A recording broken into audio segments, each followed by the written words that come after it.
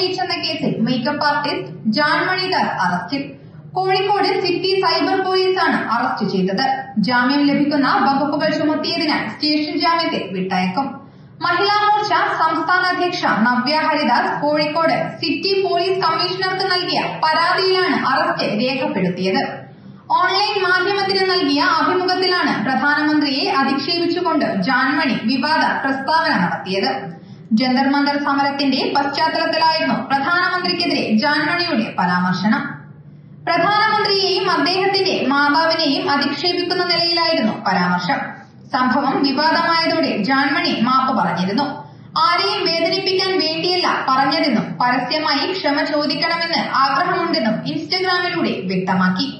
ജാൻമണിയുടെ മാപ്പ് പറച്ചിൽ അംഗീകരിക്കുന്നില്ലെന്നും തെറ്റ് ചെയ്തതിനു ശേഷം മാപ്പ് പറഞ്ഞാൽ തീരില്ലെന്നുമായിരുന്നു മഹിളാ മോർച്ചയുടെ നിലപാട്. News bureau, Kannur media.